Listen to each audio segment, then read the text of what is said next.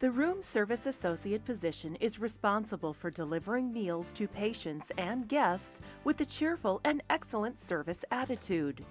The room service associate must act and feel as though they were serving a meal to a guest at a nice hotel restaurant versus simply dropping off a tray in a patient room. The meal is presented to the patient, not just delivered to the patient. The room service associate will deliver the patient room service cart containing the patient and guest meals from the main kitchen to the patient rooms. The meals are to remain in the room service cart no more than 10 minutes prior to leaving the kitchen. The meals should be served in the same sequence as they were loaded onto the cart, with the first one to be delivered placed on the top shelf. The cart should always be transported in the food transport elevators. Be courteous to all in the elevator. It is important to remember that we are transporting food and should not get into an elevator if it is being used to transport waste or garbage. When exiting the elevator, remember to remain on the right side of the hallway. Once outside of the patient's room, the room service associate will remove the patient meal from the cart and check the meal, making adjustments as needed to ensure adherence to established standards regarding appearance, arrangement of items on the tray, and checking the ticket one last time for completeness and timeliness of delivery. At this point, the meal is ready to be delivered to the patient. Let's watch as Melissa delivers the tray, and then we'll go back to talk about all of the steps.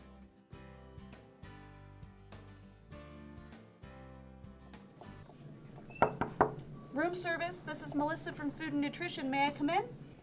Yes, come on in. Hello, I have your lunch for you today. Thank you. If I could just start with your name and your date of birth. Sure. Thank you very much. And now, did you want the tray over your bed? Yes, please. Okay, excellent. I'm going to move this to get it. Here we go. Don't want it down too low. There. How is that for you? That's great. There you go. Oh, I see you've ordered the stir fry today. That's one of our favorites around here. Does everything look okay for you? Yes, it does. Excellent. It's delicious. Is there anything else I can do for you?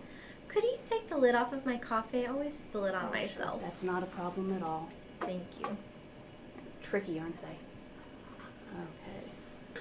Does everything else look all right for you? It looks wonderful. Well, if anything isn't to your liking, you can just give us a call down in the call center. The number's right on your board. It's 3663, or it spells food, so it's easy to remember. If the patient requires assistance with feeding, then assist with feeding will be checked on the board. You should call the care partner to let them know the patient's meal has arrived and that they need feeding assistance. I'd like to sit up a little more. Can you help me, please? You know what? I can't help you with that, but I can call your care partner and they'd be more than happy to come in. Okay. Just...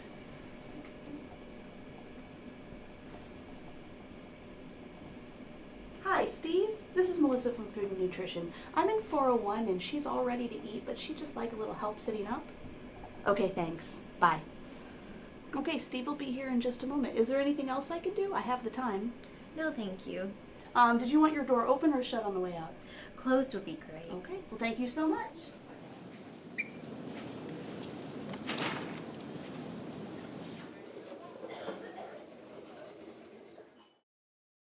That was a perfect example of how to deliver a tray to a patient.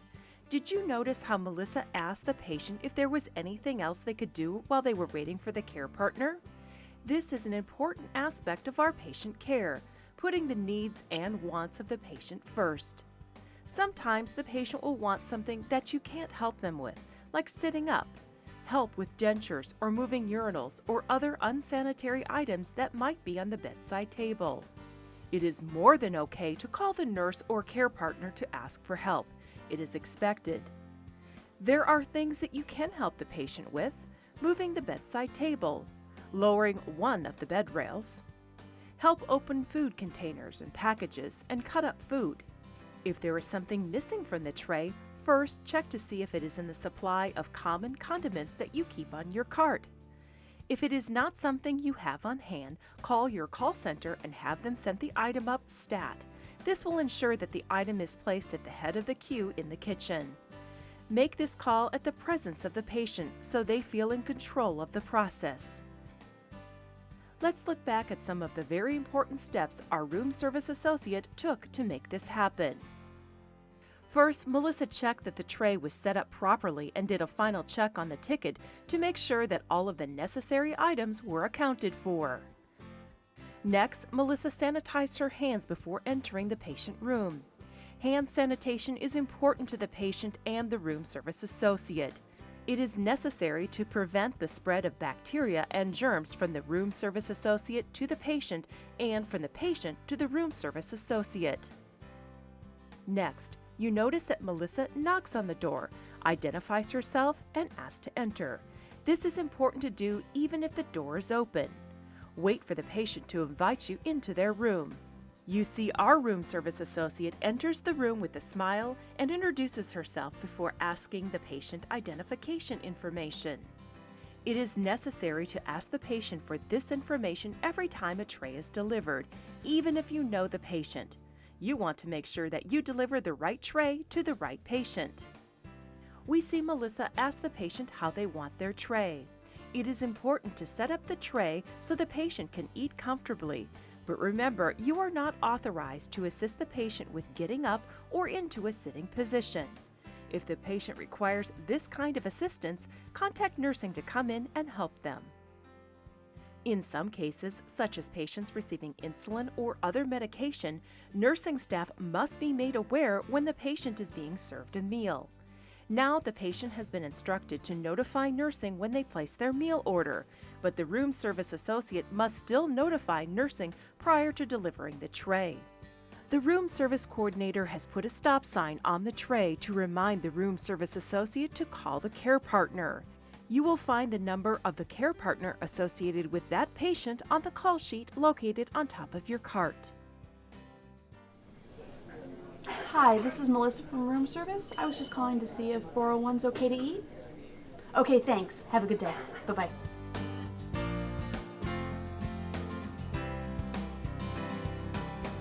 Room service associates do deliver to rooms with green, brown, blue, and orange contact precaution signs.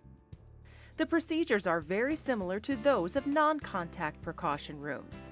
You will first knock on the door, announce yourself, and ask to enter. But prior to entering the patient area of the room, you will follow the gown, glove, and mask instructions as they are outlined on the sign.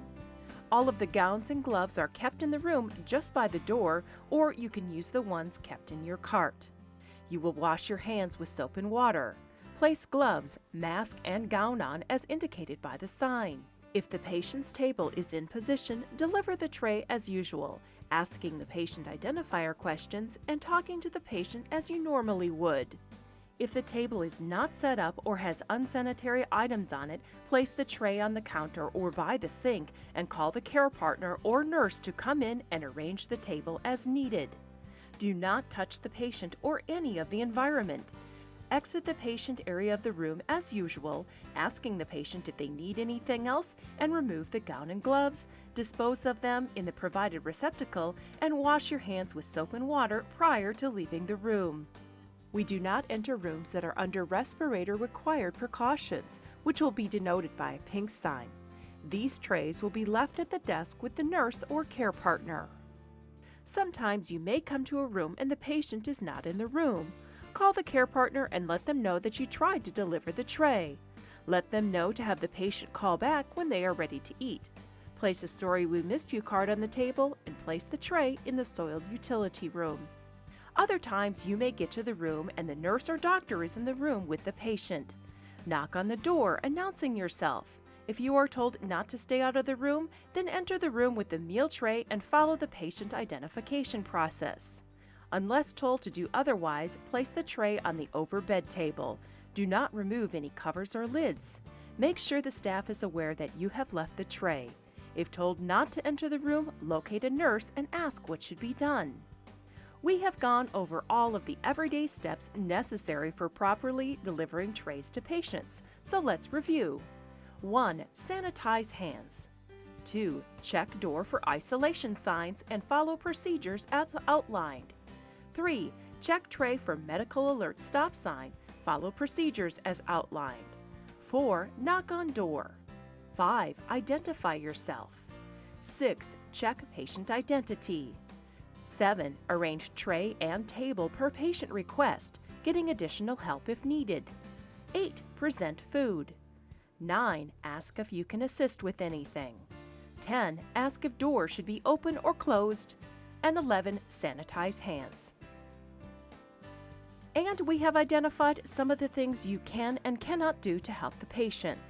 Some of the things you can do are cut food, place straw in drinks, hand them objects out of reach, open and close drapes, turn TV on or off, change channel, get blanket or washcloths, lower one bottom bed rail, alert nurses of patient request, move the bedside tray table.